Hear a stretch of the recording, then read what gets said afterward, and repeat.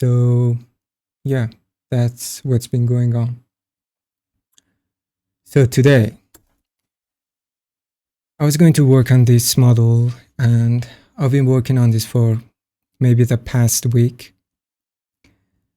The likeness is not fully there. It's maybe 90 to 95% there. But today I was going to work on the skin details. I was going to add wrinkles on top of the face. And this is a new approach that I was thinking this maybe the first time I'm using this approach. Let me show you some references. So here's a reference, and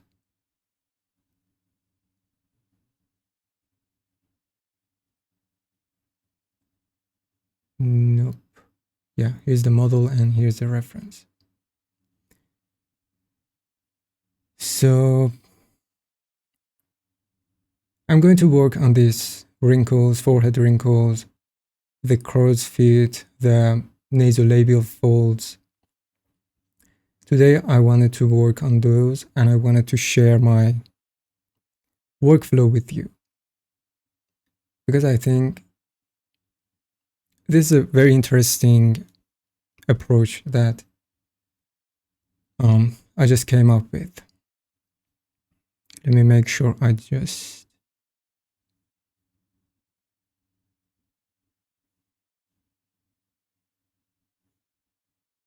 is everything working as expected?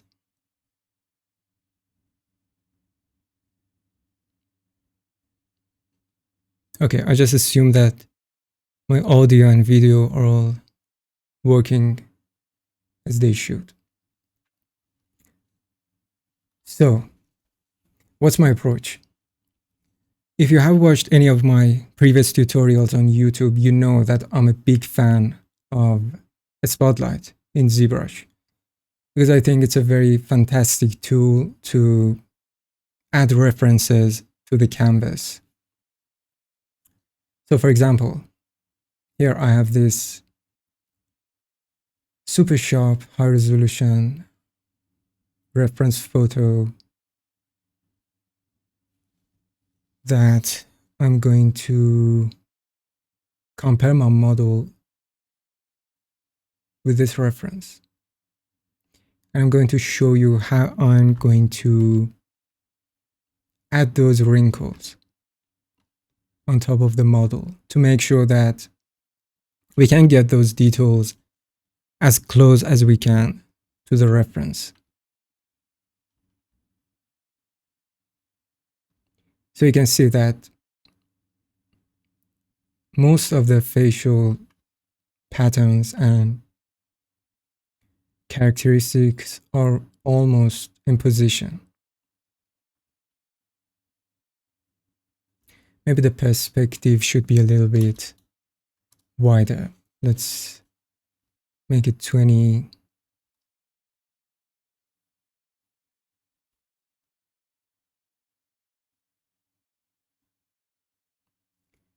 And let's make sure it's aligned with a reference. Maybe we should tilt the reference a little bit to the left.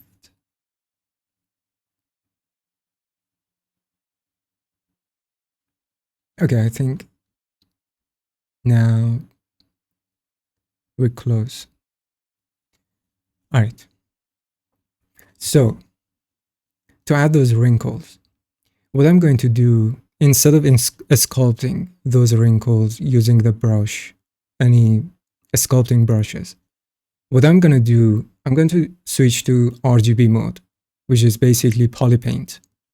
So I'm going to turn off the add, and I'm going to also, for the smooth brush, I'm going to turn off the add, and I'm also only going to work with the RGB mode with polypaint. I'm going to switch to some simpler material like maybe a skin shade.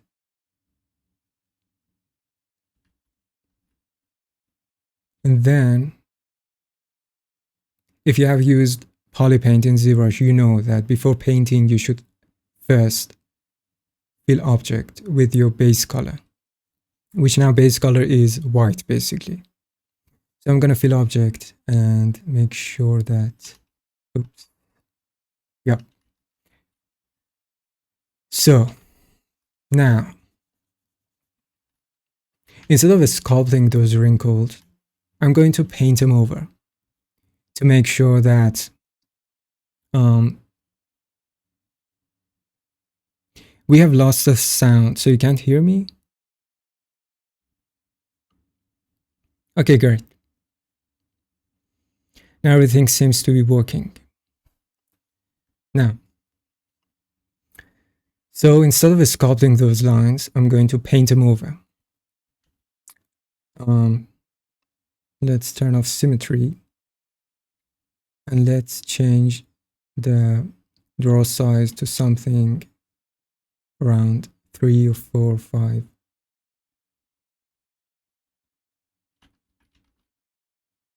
Yeah, let's also change the focal shift to make the brush a little bit sharper. Yep. Okay, great. Now, what we're going to do, I'm looking at the chat, so if my voice goes down again, let me know. So I'm going to mark those lines. For example, this crow's feet, I'm going to mark them to make sure that get the position correctly.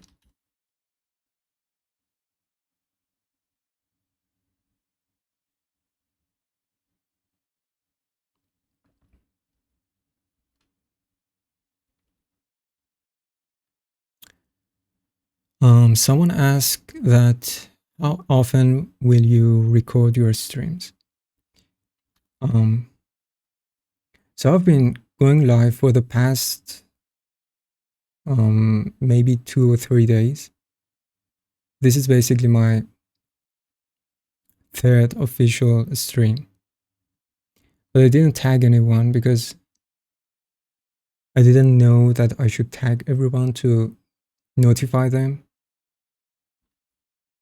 I suppose that I thought that Discord would just automatically send you notifications whenever I go live. But today, very accidentally, I just found out that I have to mention this at everyone, which basically sends a notification to all the members of that Discord server.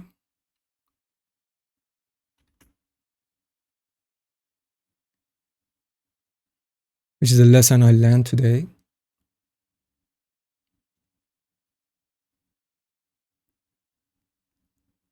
Yeah, last week I went live and only, I think 2 or 3 people just showed up. And I was wondering why that was. So yeah, that was the reason, because I didn't tag anybody.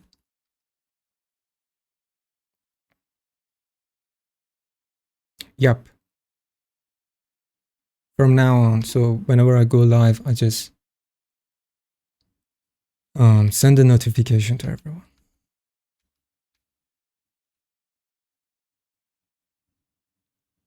So here, as you can see,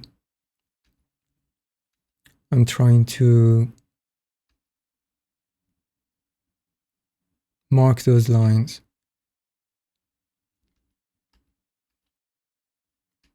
I'm just gonna make sure that I'm roughly getting those details in position. It doesn't have to be perfect.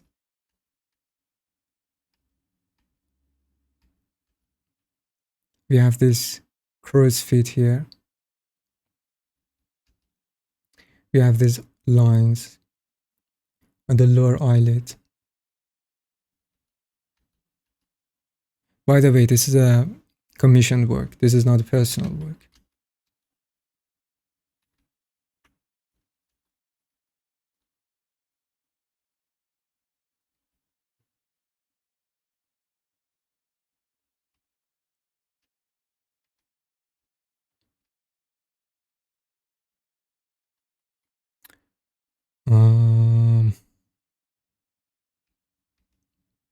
I think we've got most of them.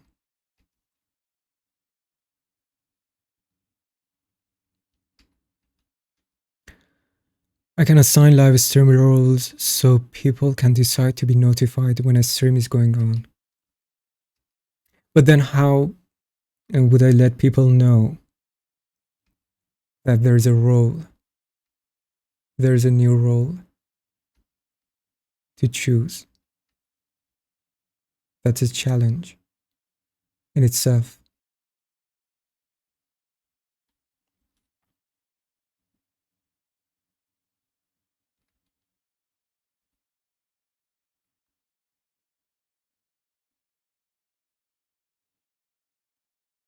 Make a hashtag role channel. Okay.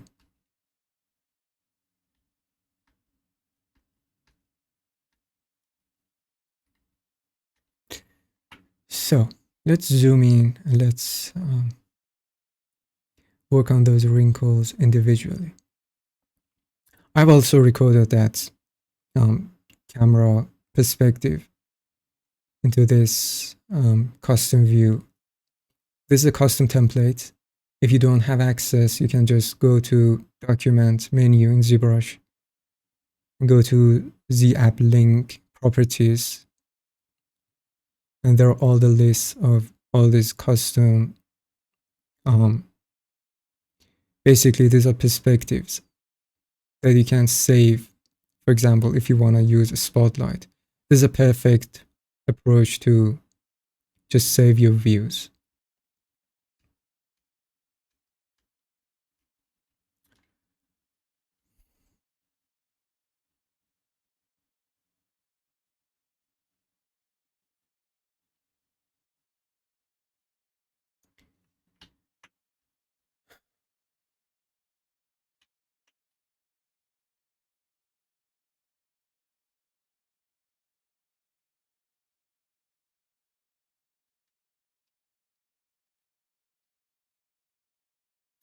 Just making these lines a little bit sharper. So what I'm gonna do with this map, I'm going to export this map, export this polypaint as a map, as a texture. And then in another file, which is another ZBrush project file for my displacement, where I actually sculpt my skin details. Here I'm not sculpting it, I'm just painting, I'm just marking those lines. Then I'm going to import this, export this map and import it into that ZBrush project and use it as a reference to know exactly where I should sculpt those lines.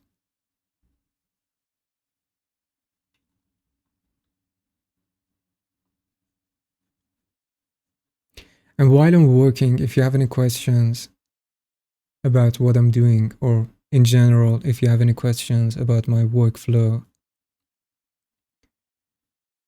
just ask away.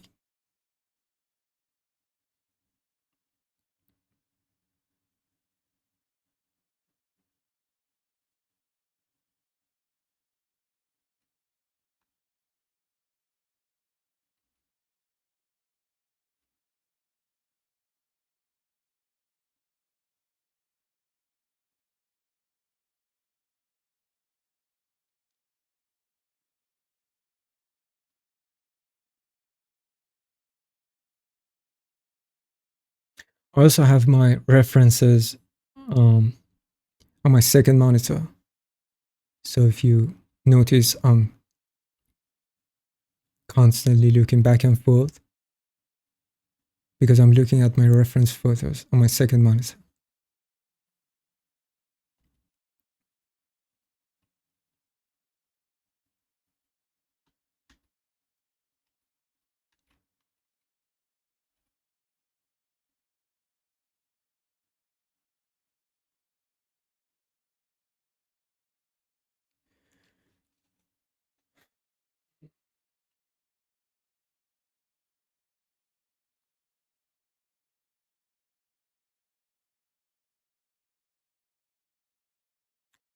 I think this side is almost done. Let's focus on the left side of the face. What mistakes do you think most beginners make when trying to make believable heads? By believable, doing a believable likeness or just any generic human character? Because it really depends. If you mean likeness, maybe I should point out some of the mistakes that I usually see in beginners' works. Yeah, likeness in general. I think some of the mistakes maybe that I also used to make is one of the biggest mistakes is exaggerating on forms, on facial forms. Let me show you some of my older works. So let me go to my archive.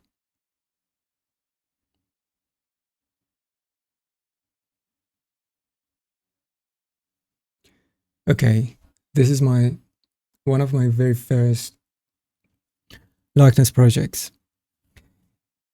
And let me also show you a reference of Eminem to explain exactly what I mean.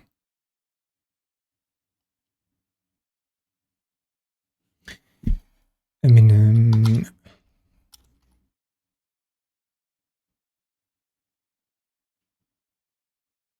Yeah. Okay, if you compare the 3D model with the reference photo, you can see that there is a lot of exaggerations going on with the eyes, with the nose, with the chin.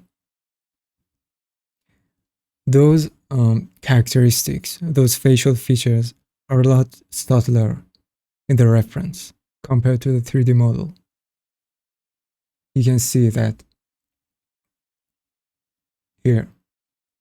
The eyes, for example, if you compare them to make that expression work, because I didn't know basically how expressions usually work. I was just working through my mistakes, learning through my mistakes. So you can see if you compare the model with the reference that the expression is over exaggerated. These facial features, this kind of outline of the face is completely exaggerated. Let me show you a picture of him from front. Here you can see that the face is a little bit more kind of rounder compared to the model. Here you can see that these cheekbones, if you compare them to the reference, in the reference they look kind of softer. Or yeah, the nose line. So yeah, this is one of the things that I always see in beginners' works, that they exaggerate. For example, when they see this little point carved in the nose, they exaggerate it just to make it work, just to make sure that someone who sees that render can see that facial feature. Let me see if I can also show you my Dell work. This is also one of my first works.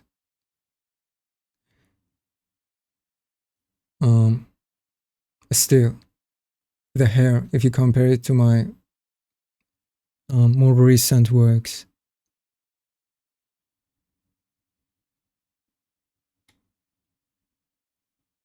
you can see the hair. In my recent work is a lot subtler. There's a lot of more details going on compared to this. This kind of looks bulky, looks rushed. I know. Also, this skin. But in terms of likeness, I think, yeah, that's the most noticeable thing whenever I look at someone's work. Those exaggerations. Also, anatomy, because most beginners, especially when they don't have academic background, they usually don't focus on the anatomy of the face, of the head. They just copy what they see in the reference photo. They don't exactly know what's going on. For example, when they look at this reference, they don't know how to describe it. They don't know as a whole what they're looking at. They just see these angry eyes, this chiseled nose, these cheekbones. But as a whole, they don't understand what's going on underlying this face, the shape of the skull, the shape of the head. They usually make mistakes in terms of anatomy.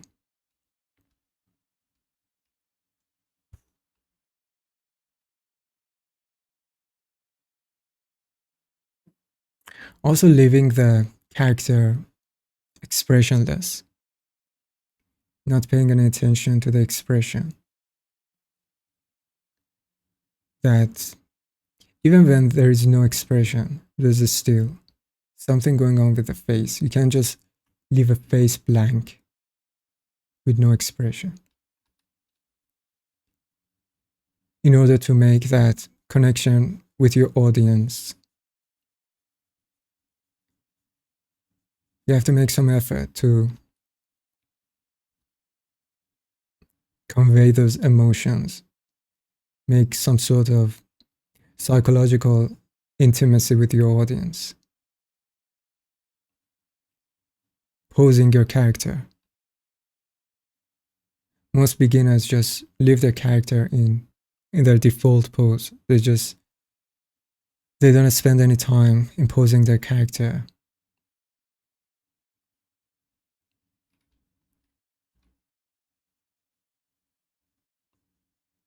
And by expression and posing, it can be just a subtle, head tilt, just a subtle expression in the eyes. It doesn't have to be anything crazy, like a crazy smile. Just a subtle expression, just a subtle head tilt would do.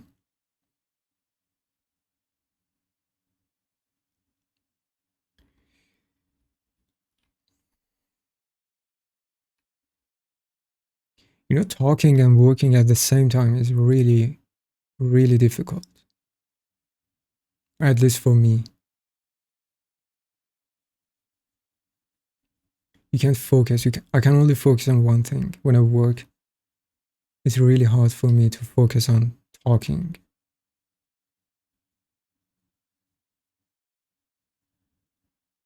That's why I think streaming is a really hard work. It's not as easy as some of you might think.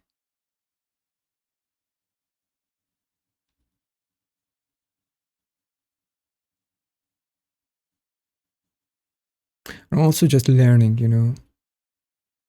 As I said, this is my third official live stream, so I'm kind of learning with every time I go live. For example, I was watching my previous recorded episode, and I noticed that I was speaking too quietly.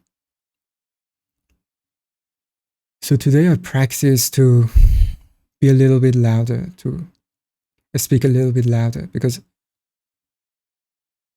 I'm usually a very quiet person. I don't really talk that much. I don't speak that much. So I have a very quiet voice. So I have to push myself to speak louder.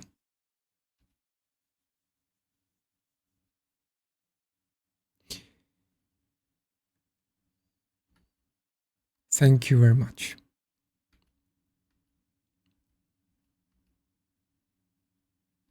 For those of you who are new to the live stream, if you have any questions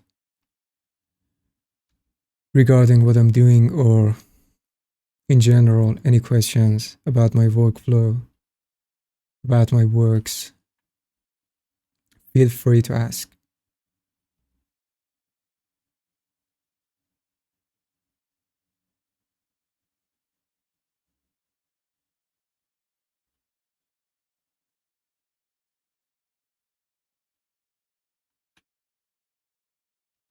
Yeah, most streams, I mean, even those low effort streams like maybe gaming streams or just reaction streams, I think even those are not as easy for those who haven't tried it. If you just try it for yourself, just go. It doesn't have to be a crazy public live stream. Just for close friends, try it. Then you see what I'm talking about. You have to pay attention to so many things. You have to pay attention that um, there is no technical difficulties. There are no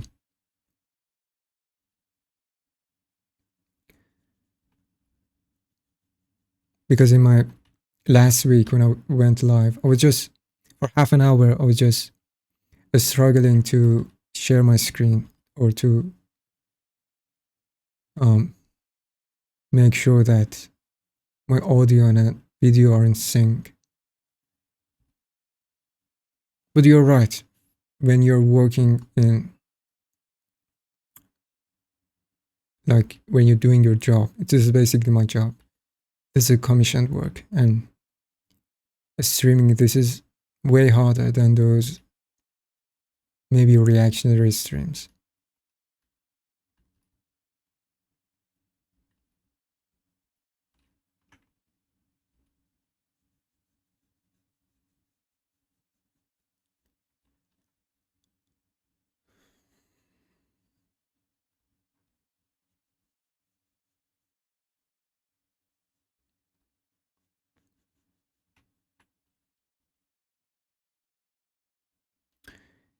Okay, I'm just gonna get these lines all finished up, and then I'm going to export this map so we don't have to waste time, any more time, this step. Because I also want to show you the next step of the process when I export this map to my other project file when I actually sculpt these details instead of just painting them. Oh, so also we have to get the lips. I almost forgot that we have also those lines.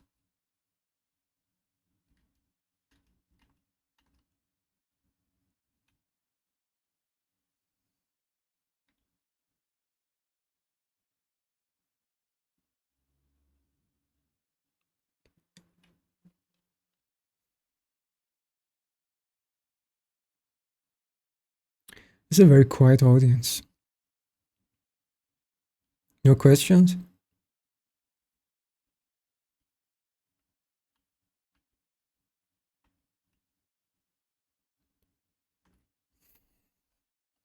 Let's also compare it to a second reference photo to make sure that everything is on point.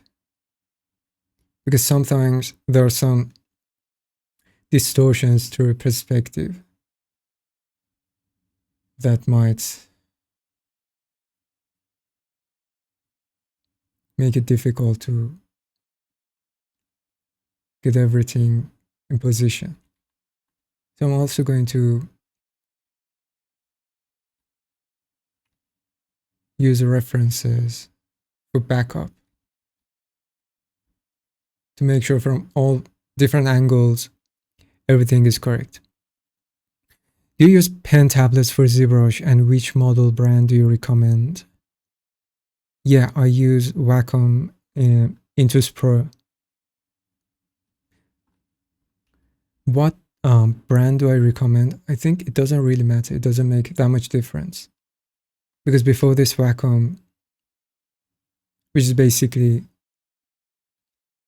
one of the more expensive models, I used to work with a XP pen, which is I think it's a very cheap, I don't know, it's Chinese or what country they make it, but compared to Wacom, it's very cheap. But honestly, when I switched from that Japanese, when I switched to that from that XP pen to this Wacom, I didn't notice that much difference. I mean, the device itself is high quality, but it didn't make that much difference in the quality of my work.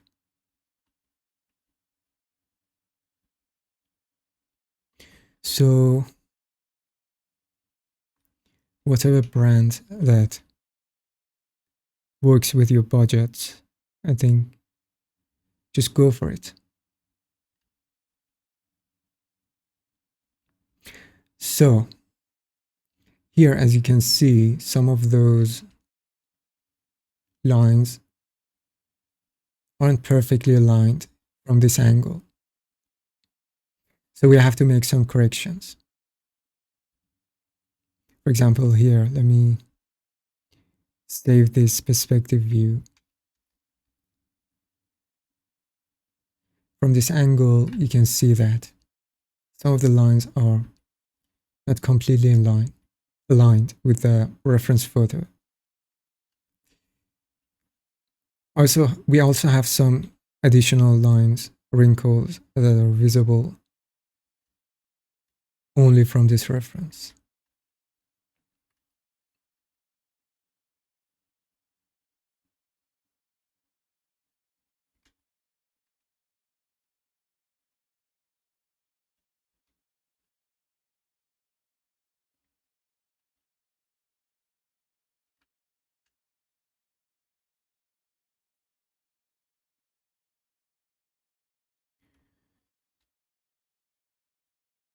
So yeah, any brand would work.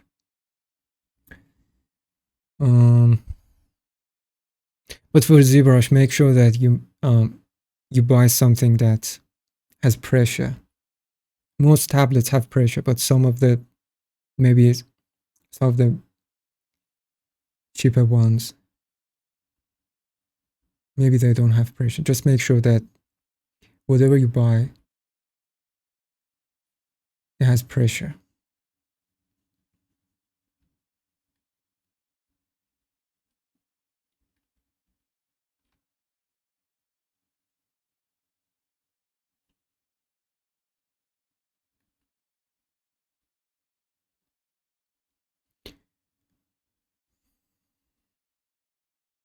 We also have these lines here.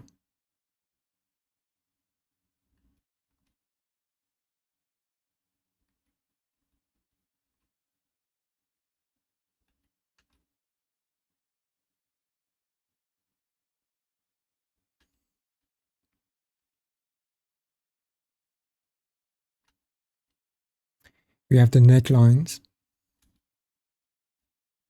The neck itself, I think I have to make some corrections. The neck looks thicker compared to the model. So I think I should go back to my likeness after I'm done with this and make some corrections to the neck.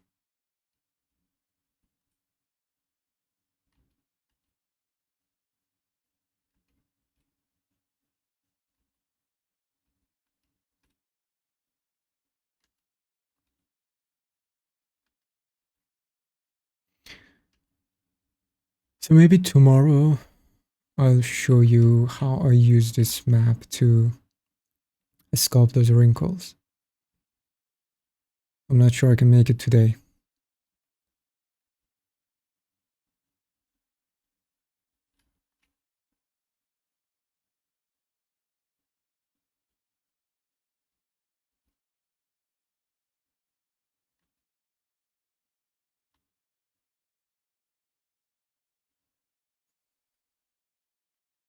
And once more, I'm also recording, and I will upload this again for those who are new to the stream. I have this new YouTube channel, youtube.com/AdiVOD. If anyone is bored or just you have more important things to do, you can just watch it later.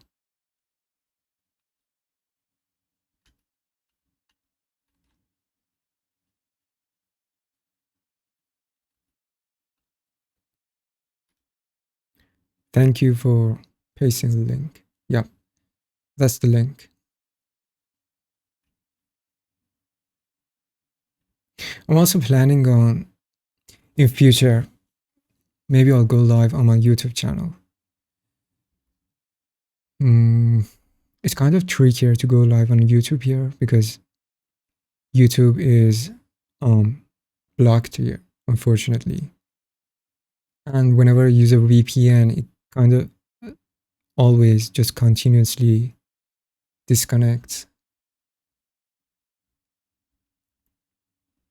So I have to make maybe some test runs on a second channel with a smaller audience, maybe in the same VOD channel, to make sure everything works as expected. And then after that, maybe I'll go live on my main channel.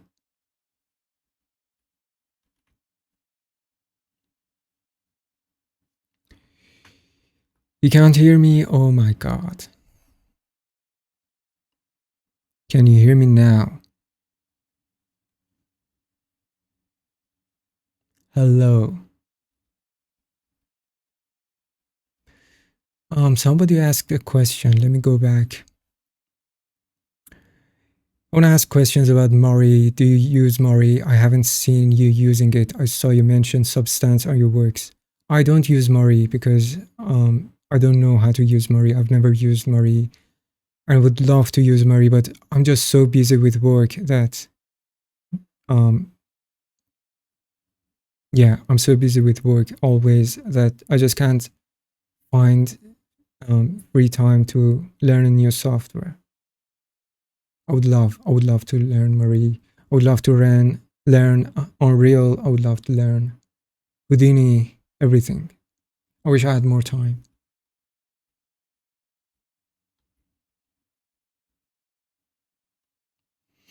Mari UI is awful. I tried Mari a couple of times, and yeah, basically, the main reason that I just couldn't stand it was basically the UI is so outdated. It's like it's like it's from 1998.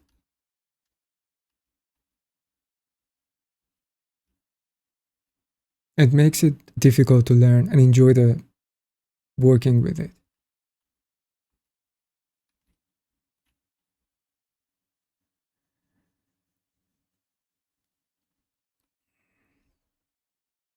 Noise-based check texturing is,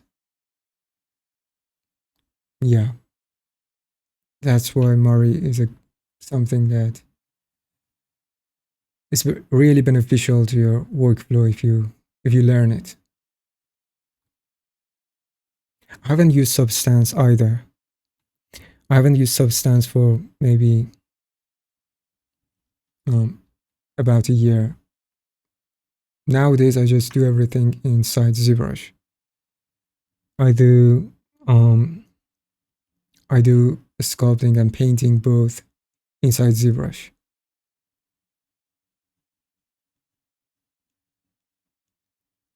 Just making sure that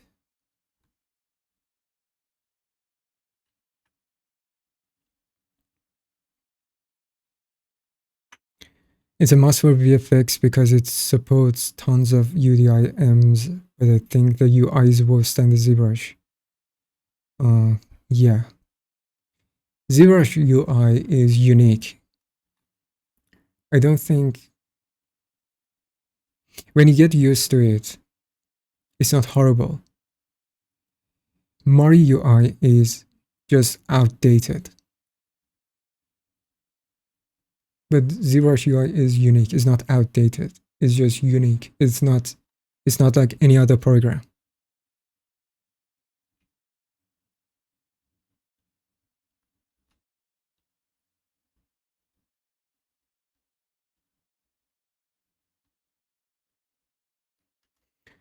Yeah, we all love ZBrush.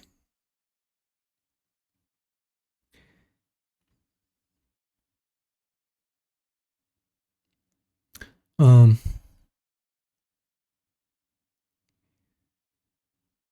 Nico's live stream. So that's nothing, that doesn't concern me. I don't know who Nico is.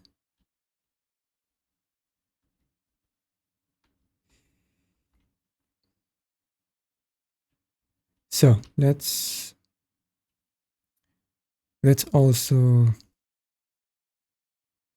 use a reference from the opposite direction, from the opposite angle. Yeah, I was saying before I went, my voice cut. I was saying that because I have a bigger audience on YouTube on my main channel, I want to make sure before going live on my main channel that everything works just as smoothly. So before going live on my main channel, maybe I would go live on the VOD channel just for a test run to make sure everything works as expected before going live on my main channel.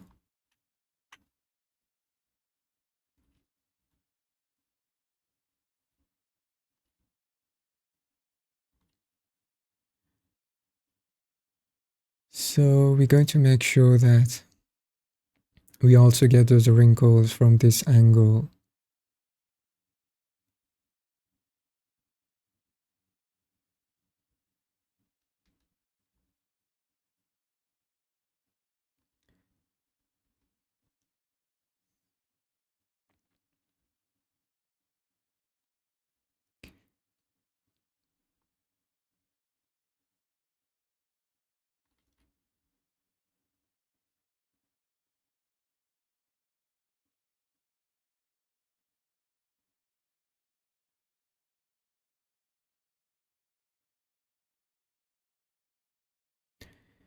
Mari is great so long as you only look at the node graph, viewport, and brush library. Rest of the US is better off hidden. Yep. I'm not very familiar with those terms that you use, but sounds correct.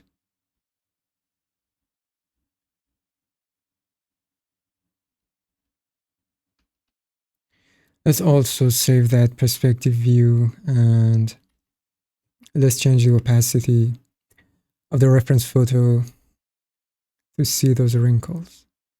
Now you can see that we have missed some of the details from this angle. So I'm gonna make sure that we get those.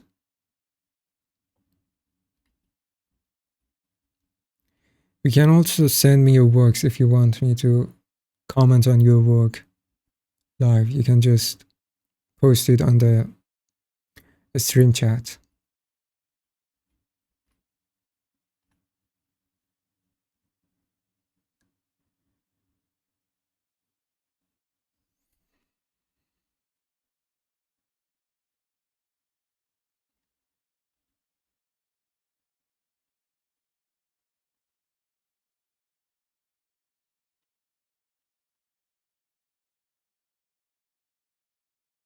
If there is anything you just wanna maybe criticize me or my works, you can also do that.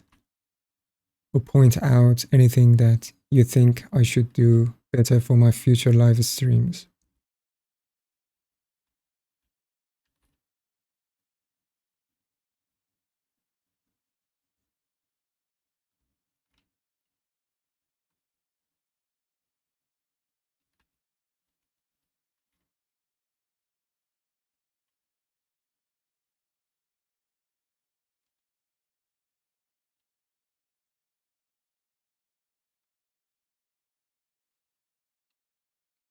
So where did you guys first saw my work? How did you find me? That's also something we can. Let's just Instagram.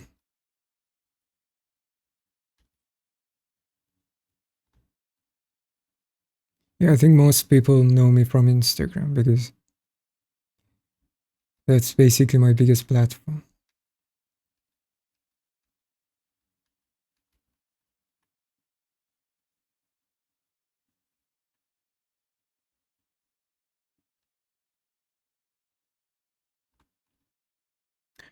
An artist station, I love portraits, and I first saw your work, I saved them, and I wish I could do this in the future.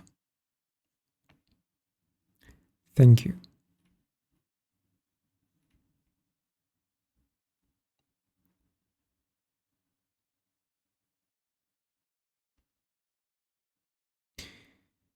YouTube searching some tutorials. Interesting. Not so many people know me from YouTube, so that's fresh.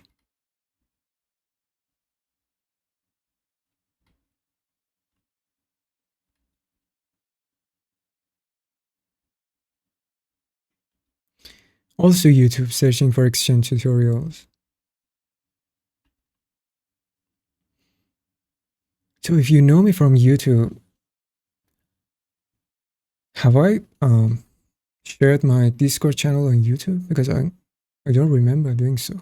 So how did you find my Discord server if you know me from YouTube? Or maybe you mean originally from YouTube and then you also found me on other platforms. Because that would make sense. But I don't remember sharing my Discord server on YouTube.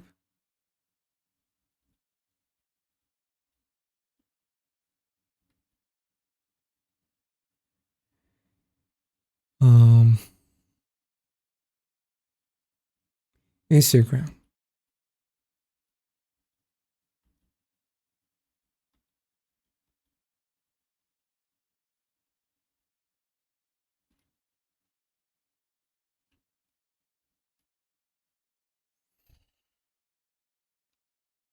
Okay, let's not waste any more time on this step. Let's go ahead and export this map. So the way I export this map is I go to Z plugin and from multi-map exporter, make sure texture from Polypaint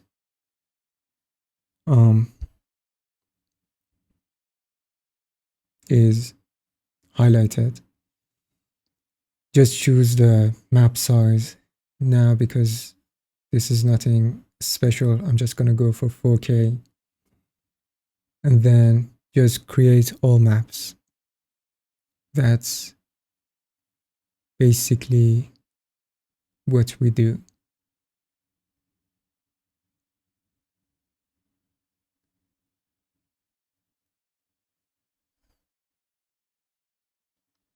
Let me show you the map.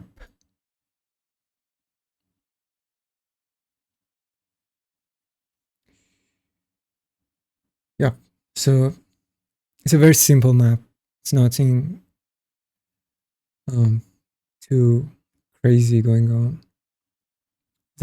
So we just mark those for those who didn't listen to my explanation. I just mark those lines, those wrinkles, for later. Let me just show you now. So let's close this down. Let me show you my displacement project.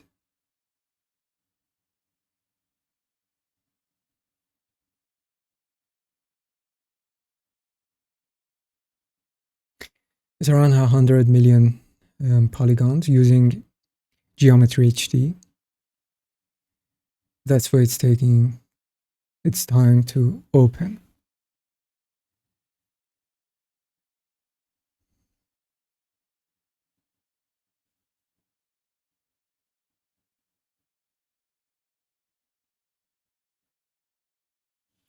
So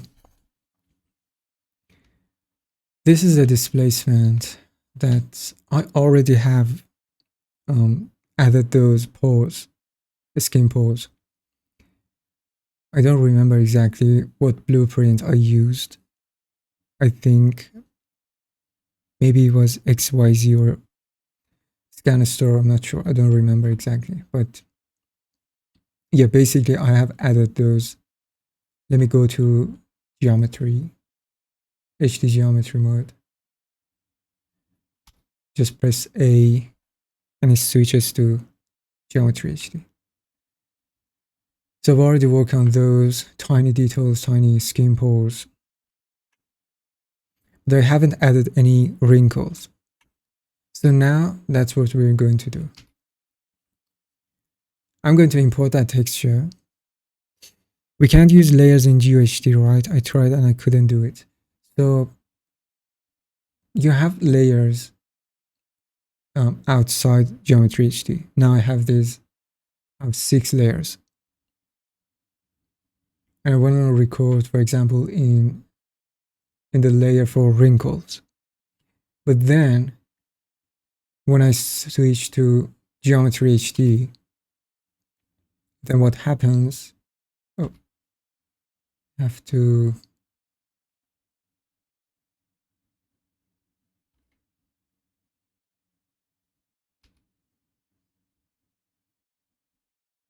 So these are all layers, and when we switch to Geometry HD, we have a new set of layers. You don't have access to those layers that you normally do outside of Geometry HD. We can make new layers here. For example, we can add a new layer and then record my sculpting inside that layer. And when I go back outside the Geometry HD, then I don't have any access to that layer anymore.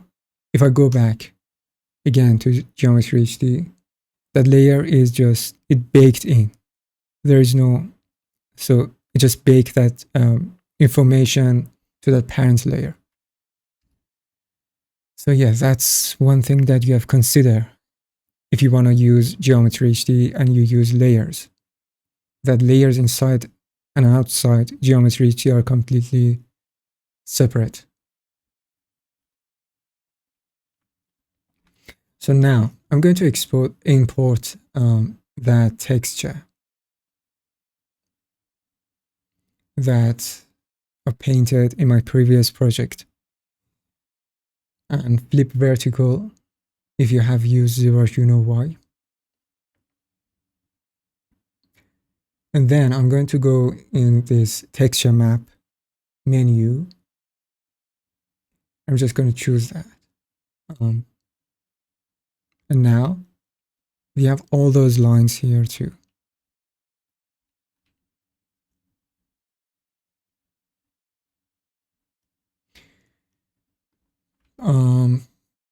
So what I'm going to do now, I'm going to sculpt on top of that marks to make sure that everything is aligned with those reference photos. This is the brush I use. This is a custom brush I use for wrinkles. Maybe another live stream I show you I made that brush. You can also just turn off that texture to make sure that you're sculpting with the right intensity.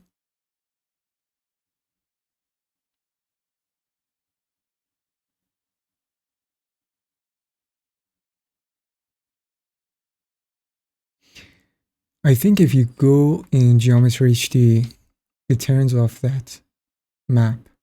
Yeah, so you can use that map inside Geometry HD. So what I'm gonna do is I'm gonna, with a lower density,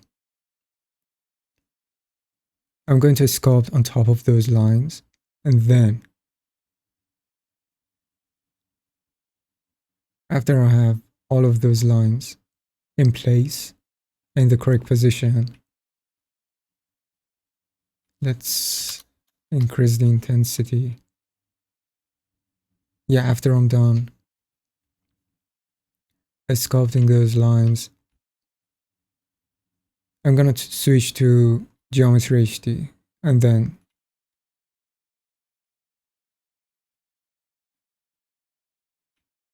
for example here, I have this very smooth line, and then I'm gonna go to Geometry HD, and here I'm going to make that line a little deeper, a little sharper.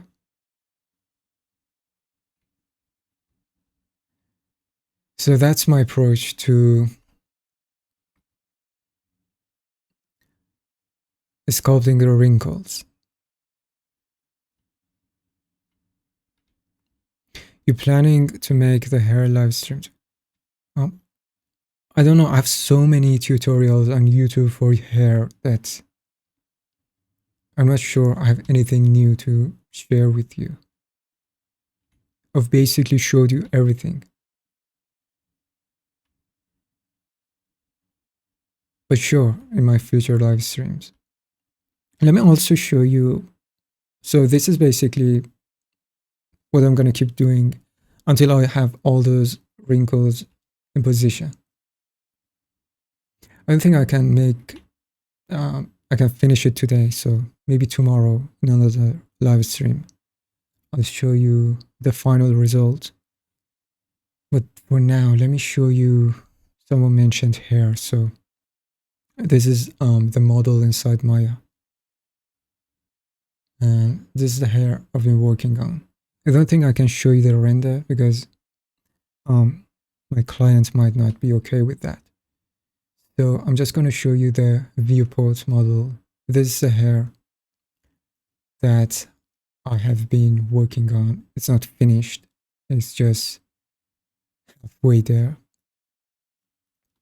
The eyebrows and the eyelashes, they're almost finished, but the main hair is just, it's getting there. It's not 100% correct. Maybe in another live stream I will show you basically how I add those transition hair and everything else.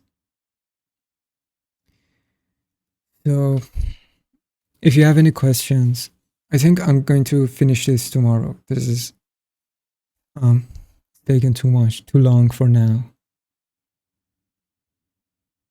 Yeah, we have been live for over an hour. So if you have any questions, just shoot. If not, I'm just gonna end the live stream. Any questions? This is your last chance.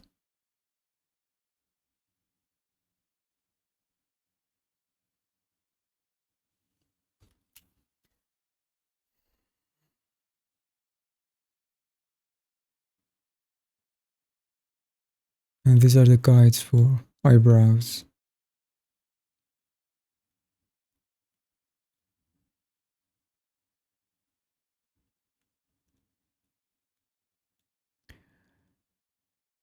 Thank you for watching. Thank you for joining me and spending time.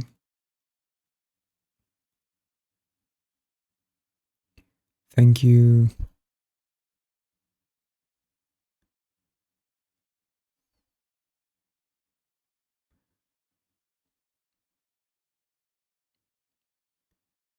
Thank you, Dumer. Thank you, Salah, Flower, Kagan.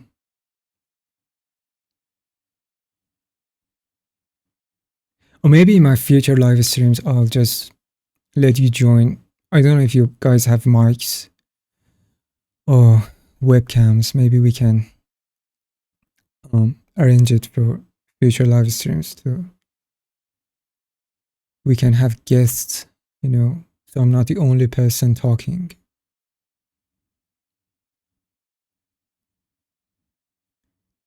Thank you, Lazori. Yeah. So that's it, guys. Thank you for watching. See you. I'll announce it. If there's a future live stream, I'll announce it. But for now, thank you for watching and have a great day or night wherever you are. Thank you. Bye.